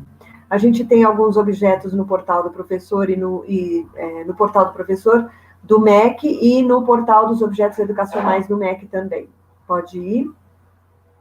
A linguagem de programação, a robótica e a impressora 3D, que a gente pode muito bem fazer uma parceria com as nossas escolas do município de São Paulo. Então, aí a gente tem uma imagem do Scratch, pode ir, junto com as placas de Arduino e Ardublock, que a gente tem dentro do laboratório, pode ir, e que a gente tem a possibilidade de utilizar também os kits de robótica que todas as escolas de ensino fundamental tem. Pode ir, Dani? E aí eu vou dizer para vocês que existe a possibilidade da gente fazer grandes coisas com esses objetos quando a gente tem a parceria, principalmente do POED, né? Eu não diria que só a parceria do POED, mas a parceria de todos os profissionais da escola. A gente tem que pensar em trabalhar com essas pessoas com deficiência de um modo único, né? Eu não diria nem que deveria ser interdisciplinar, mas de modo integral, né? A gente tem que pensar no aluno, no estudante, na sua integralidade. Como é que a gente vai pensar na sua integralidade se cada um fica dentro da sua caixinha, né? Professor de português não se mistura com o de matemática, que não se mistura com o de ciência. Eu acho que não dá para ser assim. A gente tem que buscar as primeiras parcerias dentro da escola, e as primeiras parcerias são os professores de todas as áreas do conhecimento e os próprios alunos da sala de aula. Pode ir, Dani? A gente tem aí o exemplo desse menininho, que ele é de lá do Céu, se eu não me engano, não sei se é do Céu Cidade Dutra, é de uma outra região daqui de São Paulo. A POED começou a perceber que ele ficava muito embaixo da mesa, o tempo todo embaixo da mesa, e não gostava muito da participação nas aulas de tecnologia. Até que chegou um dia, deu um estalo nela, ela deu na mão dele um LED e uma bateria pequenininha. Ele não só conseguiu muito rapidamente fazer a luz acender e saiu debaixo da mesa, como ele criou esse circuito que está aí do lado, tá? É um menininho muito bacaninho. Então, assim, como é que a tecnologia pode ajudar bastante, né? Em vários sentidos. Pode ir, Dani? A gente tem um exemplo aí que os meninos da sala de tecnologia, né? Os alunos monitores também criaram, que foi uma mãozinha meio robótica para utilizar com os alunos e para ensinar os alunos a utilizar essa mãozinha para a linguagem de sinais. Pode ir, Dani? A gente tem aí um kit de robótica que é um pouco mais pensado para os alunos da educação infantil, por conta das peças que são maiores. Pode ir, Dani? A gente tem a luva eletrônica, que também funciona como um sensor para o meu aluno que é cego, né? Nós temos um menino da DRE Campo Limpo, em que ele fez um sensor desse e pendurou para o menino no pescoço. Ele utilizou aquele kit de robótica e pendurou no pescoço. E aí esse menino, ele ia andando, e conforme ele se aproximava de uma parede ou de outra pessoa, esse sensor tremia, né, no peito dele. Tremia, então ele já sabia, ele parava, virava para outra direção, ou para outra direção, até o sensor parar de tremer. A hora que o sensor parava de tremer, ele continuava andando. Isso foi feito pelos alunos da EMF para a utilização de alunos dentro da EMF, né? Deles para eles. Pode ir, Dani? A gente tem aí um outro menino que ele já saiu da escola pública, ele está na federal, é um menino com uma dificuldade motora muito grande, é aqui da freguesia do Ó, e ele utiliza só a parte de cima do lábio, né? O lábio superior ele utiliza para mexer no netbook e um lápis. Então, ele mexe com o lábio superior e mexe com o lápis, e ele trabalha com linguagem de programação. Então, olha o copo que o Edu falou, né? O olhar que a gente tem para esse menino. Se a gente fosse olhar para ele pela dificuldade que ele apresenta, ele não ia ser nada. Mas se a gente olhar pelas potencialidades, olha onde ele está. Olha o que ele conseguiu, olha o que ele fez, né? E ele disse para a gente que ele ia ser astrônomo, e ele está na escola da Federal, ele passou na Federal e está lá, eu conversei com ele há pouco tempo, está super feliz, né? Pode ir, Dani, é o olhar de aposta, né? E aí eu trouxe alguns objetos que dá para a gente fazer na impressora 3D, pode ir passando, viu, Dani? Aí tem mais alguns objetos. Essa minhoquinha aí é super legal, quando, por exemplo, o professor de ciências está trabalhando com répteis, por exemplo, né? Então, a gente pode criar uma parceria com o professor da sala de informática, né, com o POED, para que ele possa fazer alguns objetos ou auxiliar aí na questão dos materiais. Pode ir, Dani? Aí mais algumas produções. Algumas dessas produções foram feitas por um professor que montou uma cidade para os meninos fazerem a pesquisa do TCA. Pode ir? E essa cidade que ele montou foi com relação ao jogo que eles elaboraram e montaram durante o ano todo, que foi o Minecraft. Pode ir? Aí a gente tem alguns objetos, essa pinça que foi feita por nós o ano passado, na impressora, o ano retrasado, em 2019, na impressora 3D, a pedido das meninas do Cefai. Pode ir. Aí a gente tem alguns jogos, placa de rua, pode ir. O sistema Braille, né? Algumas atividades de outras áreas do conhecimento, pode ir, Dani. Mapas e ruas, pode ir. Todos eles foram feitos na impressora 3D, tá? O que a gente tem que pensar é assim, se eu for fazer uma parceria com o nosso POED, na quantidade de tempo que demora, né? Essa figura aí de cima, ela demorou cerca de 34 horas para ela ser feita, porque demora muito a impressora 3D, né? Pode ir. O mapa, tá vendo? Percebem que existem formas de eu trabalhar com algumas coisas dentro da escola e que, se eu conseguir uma parceria com todos os profissionais de lá de dentro, pode ser até que fique mais fácil, né? Pode ser que não dê certo, pode ser que não rolou, aquilo que eu pensei não deu certo, mas e daí? Erramos, vamos tentar de novo, que bom que a gente errou, vamos aprender com o nosso erro e vamos tentar outra vez, né? Pode ir, Dani. E alguns softwares de acessibilidade, pode ir. A gente tem aí um teclado virtual, que também aparece em todas as configurações do sistema, pode ir. O MacDaisy, que ele é um ledor de texto, pode ir. Um Soroban virtual, pode ir, Dani. O Red Mouse, que é um mouse ocular, ele funciona só com os movimentos dos olhos, pode ir. O DOSVox, que ele utiliza o sistema DOS para fazer com que o aluno tenha a possibilidade de participar com o processador de texto, processador de planilha e desenho. Pode ir. O NVDA, que é um fofoqueiro, né? Conforme você vai passando o mouse em cima dos aplicativos que você tem, ele vai falando o que é que você está fazendo. Pode ir.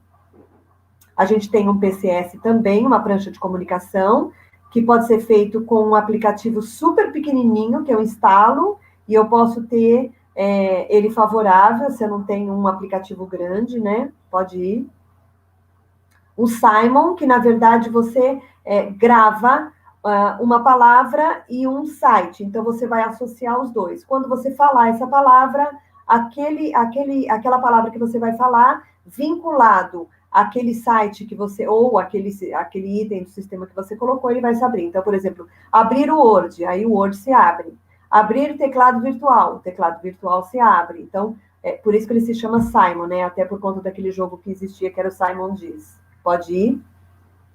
E a gente tem também o Microfênix, que o Microfênix, na verdade, ele é um processador de sopro ou de sons. Então, ele vai fazendo uma varredura, vai pintando de amarelo aquilo que você espera que ele faça. Quando ele chegar naquele determinado lugar, você assopra ou dá um grito ou um assobio, ele para e abre aquilo que ele está te mostrando que ele possui. Pode ir. E aí os itens de acessibilidade, né, que estão presentes em todos os computadores com o sistema Windows e com outro tipo de sistema. Os itens de acessibilidade agora eles estão em todos os componentes voltados à tecnologia, que seriam notebooks, tablets, até mesmo celulares, né? Pode ir, Dani. Eu trouxe a imagem do Emílio, desculpa aí, hein, Emílio?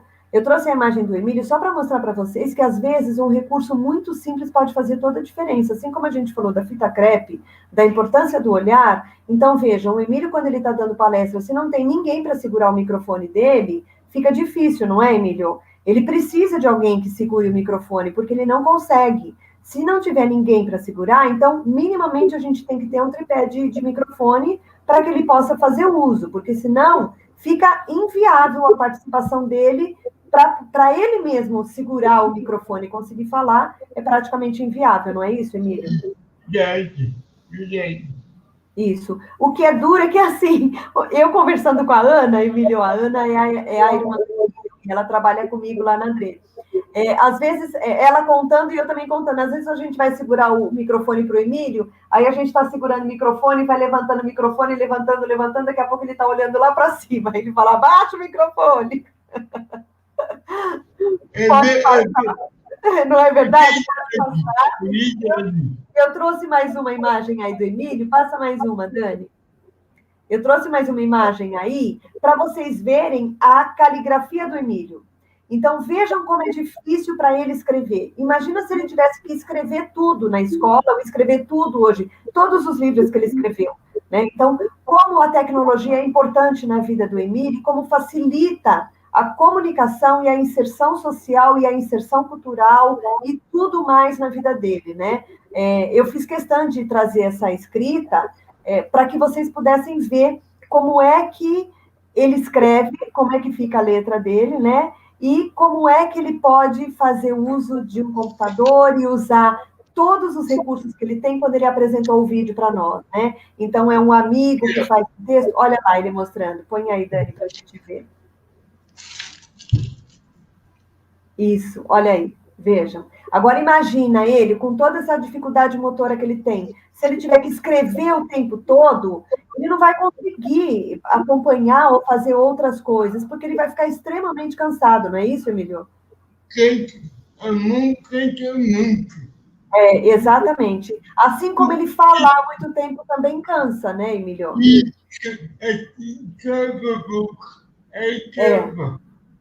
É isso mesmo, tá bom? Passa mais um aí, que eu acho que tem mais uma dele, se eu não me engano, que é da Mary Grace, que eu achei as fotos, Emílio.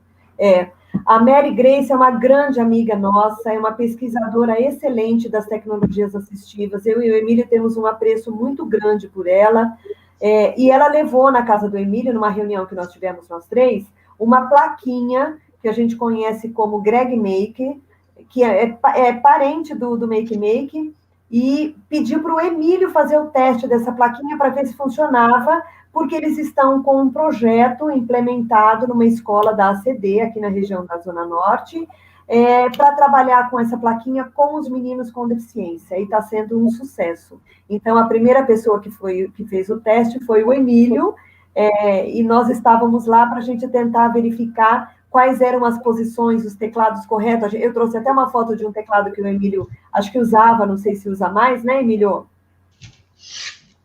Ah, tá aí, ó, tá vendo? É um teclado simples, mas ele é um teclado menor, que evita com que o Emílio tenha muitos movimentos espaçados. Então, ele centraliza o movimento dele mais ali naquele local. Então, é um teclado simples, mas que facilita a vida dele. Então, eu e a Mary Grace e o Emílio fizemos o primeiro estudo do Greg Maker para ver se ele poderia ser aplicado em pessoas com deficiência. E o projeto já está aí de vento em popa, né? Pode ir mais um, Dani? Eu trouxe para vocês um pequeno texto. Eu queria que colocasse o Edu na tela também. Pode ser, Dani, nós três? Porque eu acho que esse é um recado que a gente tem para todo mundo que participou dessa live hoje, desse webinário, e agradecer de montão, mas de montão, de caminhão cheio, a Dani, o Daniel, a Ana e todo o pessoal de lá da DRE Pirituba, que possibilitou a nossa saída, minha e do Edu, para participar, a participação de todos os meninos da DRE Butantã, que convidaram a gente, e a participação do Emílio, da mãe do Emílio, que eu adoro, da Ana, né, que permitiu que ele estivesse aqui com a gente hoje, e nós deixamos aí para vocês a nossa mensagem para não concluir a nossa conversa. Então, a nossa mensagem é a seguinte, né? As grandes trajetórias passam pela educação, mas começam dentro de você. Reconheça sua potência, escreva o seu projeto de vida, desenrole o seu futuro, insista, resista, apesar das adversidades. Tente, não desista dos seus sonhos, abrace o seu caminho. E simplesmente acredita, né, em tudo aquilo que você é capaz de fazer. A gente junta o copo de água do Edu, a experiência do Emílio, favorável dentro da escola, a minha experiência que nem foi tão favorável assim, mas junto disso tudo, a gente acredita em tudo aquilo que a gente faz e a gente acredita em tudo aquilo que vocês fazem. Então, eu deixo a minha última frase aí. Pode passar, Dani, a última frase? Que eu acredito muito nessa frase também. Pode ir a última. Mais uma. Aí. Para as pessoas com deficiência, a tecnologia torna as coisas mais fáceis, né? sem deficiência. Para as pessoas com deficiência, a tecnologia torna as coisas possíveis. Vejam, o Emílio conseguiria escrever mais de 100 livros se não fosse através do notebook, de um computador? Não. Então, às vezes, a tecnologia é necessária para a gente. Muito obrigada, viu? Dani?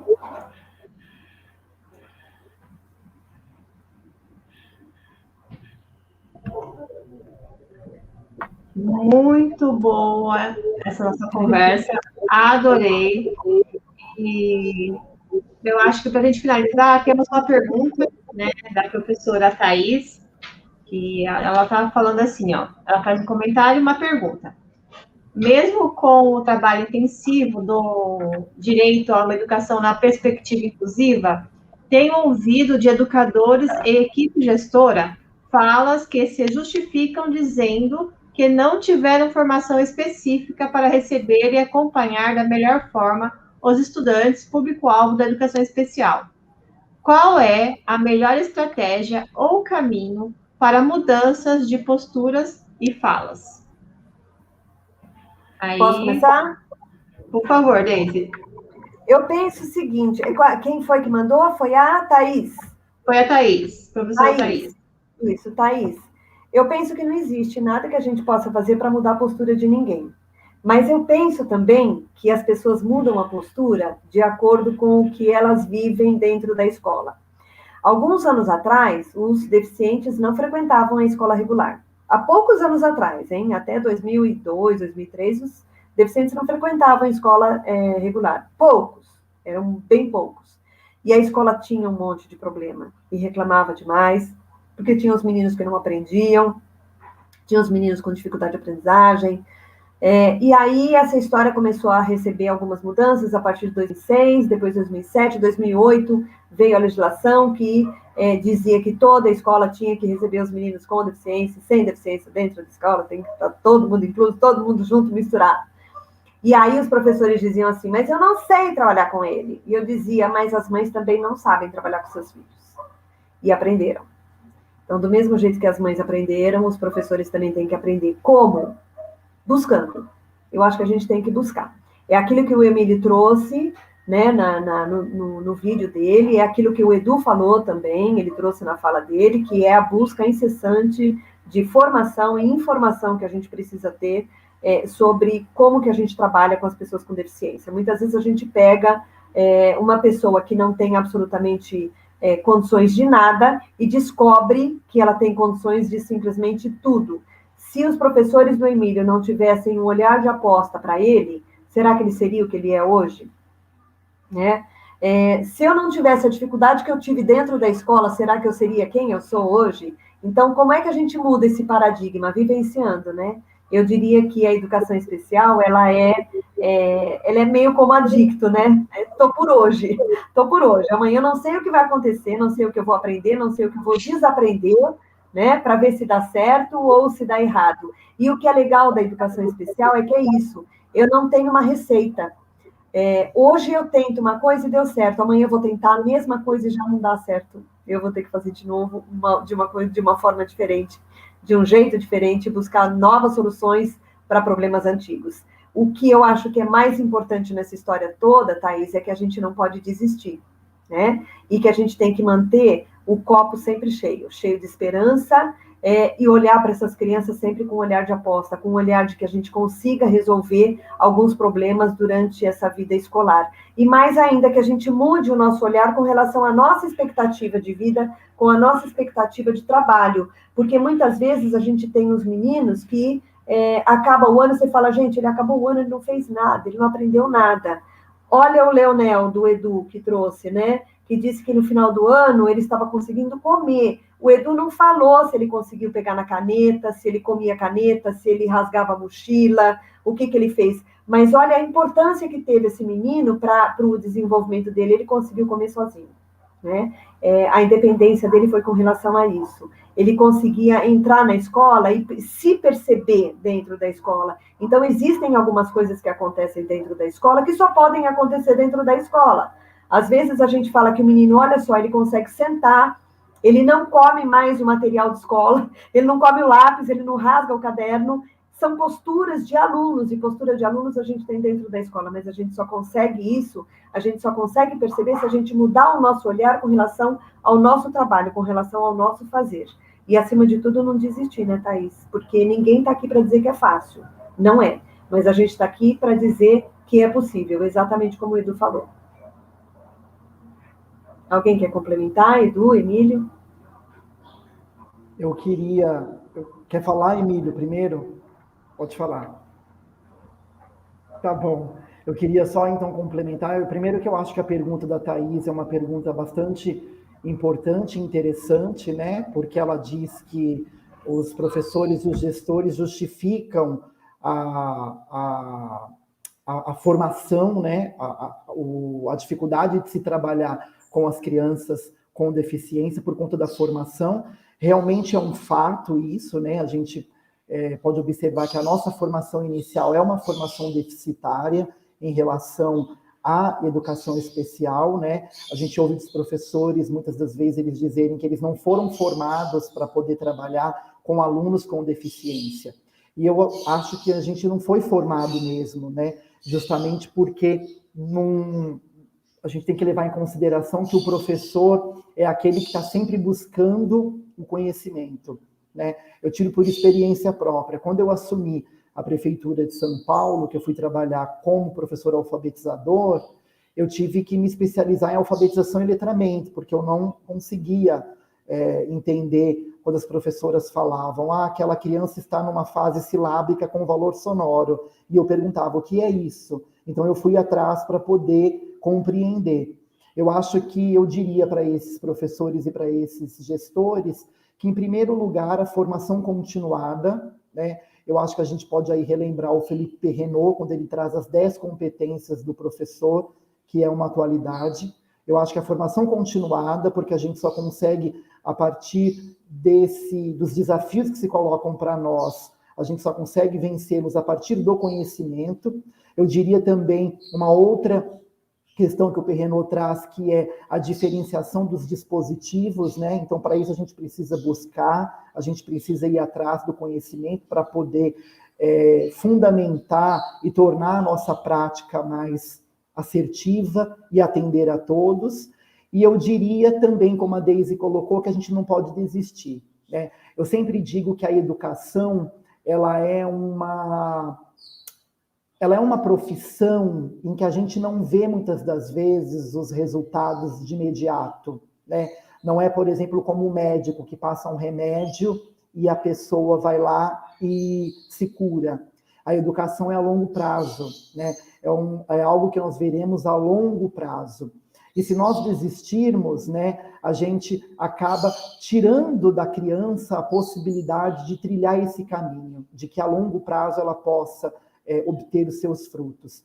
E eu não estou querendo dizer que a gente precisa pensar na educação como algo do vir a ser, né? Mas daquele momento. Mas eu digo que a gente precisa considerar que o nosso ato educativo é um ato, sim, a longo prazo. E o que a gente faz hoje reverberar para essa criança amanhã. Então, eu acho que não desistir também é uma das competências que a gente deve incluir aí na nossa prática pedagógica. Se eu tivesse desistido do Leonel, se eu tivesse desistido da Gleice, se o professor Maroca tivesse desistido do Emílio, ou se alguma professora, um professor tivesse desistido da Deise, talvez nós não poderíamos estar falando aqui com um copo cheio de esperança, como a Adriana colocou. Que bom, Adriana, saber que nós somos responsáveis por trazer essa perspectiva de manter esse copo cheio de esperança. Obrigado. Eu acho que a gente tem que ficar bonito, uma coisa a gente dá muito cara de ser de experiências, de crianças que querem foguete, que a minha teoria mostrar a prática vai ser muito bom para mim. Com casos de deficiência de inclusão. Isso que me vai dar muito a mudar a cabeça, a mudar mentalidade. Foi eficaz de sucesso de inclusão. Vai ser muito bom. Obrigado. Nós que agradecemos, Emílio. Deise, Eduardo. E, Emílio, vamos divulgar o trabalho que você está fazendo, são os seus livros. Você escreveu aqui para mim, você lançou, em 2017, lançou um romance sobre educação inclusiva chamado Flores entre Rochas, quando a educação se faz pelo amor. Ele foi dedicado a Deise, esse livro, né? A Deise tem uma dedicatória toda especial lá no livro. Eu tinha que ter, né, Dani? Vamos combinar que eu tinha que ter. Na hora que eu aguentei você merece, né? Desde que ele aguentando esse Emílio, ele tinha que fazer alguma coisa para mim, né, Emílio? Com certeza. Então, aí esse livro, nos próximos dias, ele vai ser relançado, né, Emílio? Gratuitamente, para ser lido em várias plataformas da internet. Então, em algum momento... E tem outros livros também, né, que você vai colocar à disposição para leitura? Tem um livro que é gratuito. Eu pesquisei na internet, já estou gratuito a maioria. E eu vou tentar 4 romances. Agora, e quem saber é que eu me segui. Ótimo. Podia colocar o site do Emílio no chat, né? O chat está aberto, Dani? Vamos tentar colocar aqui. Já colocaram. Então, aí tem acesso aos livros, né, Emílio? Isso. Tem muito gratuito no site. Leitura de qualidade. Eu sou super fã do Emílio, né? Uma leitura assim, excelente e que contribui muito para a nossa formação também como professor, essas leituras. Então, fica aí a dica para essas leituras. Muito obrigada, Emílio, por disponibilizar o seu trabalho de forma gratuita, né? Que para alcançar o maior número possível de pessoas. Isso aí é ótimo. É porque eu escrevo por ideologia, não por dinheiro. Então, divulgar, não ganhar com isso. É uma missão de vida que eu tenho.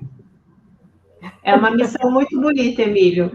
Você transmitir, né, compartilhar com todas as pessoas o seu conhecimento, as suas ideias, e de forma gratuita. Isso aí...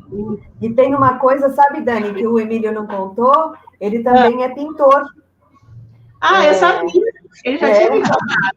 Ele é pintor, ele é desenhista, e todas as capas de todos os livros é ele que faz. São alguns detalhes que, né, Emílio? É importante a gente compartilhar. Eu também sou, gente. Eu faço uma casinha assim, daquelas assim, sabe? Assim. Eu faço uma casinha belíssima. Eu sou super desenhista. Eu nem comento, porque eu não tenho habilidade nenhuma. E outra coisa que o Emílio faz também. O bonequinho com as perninhas, né? É o máximo. É o máximo que eu me arrisco também. E outra coisa também que o Emílio faz, que eu sei, são os vídeos. É ele que edita. Exatamente. Isso também. Então, tem várias habilidades aí que... E ele tem, produtor de filme também. Tem um curta. Isso, ele tem uma editora também, né? Sim. Os livros dele são ele que vende, ele que faz tudo, né, gente? Para que outra pessoa? Não sabe ninguém, não. O Emílio se basta. Que ódio. Tem vezes que eu garro um ódio dele. Né? E o Emílio nos ensina muito. Muito mesmo. O Emílio, ele é fantástico, né? O Emílio, ele traz uma energia positiva para a gente, muito grande. Eu vou dizer para você, Dani, que eu sou uma pessoa privilegiada. privilegiada porque eu tenho o Emílio nas minhas formações, na minha parceria, junto comigo, e porque eu tenho o Edu junto comigo o tempo todo, em todas as formações. O Edu foi um presente que a pandemia me trouxe, né? O Edu, eu fui dar o primeiro abraço no Edu no início desse mês, né, Edu?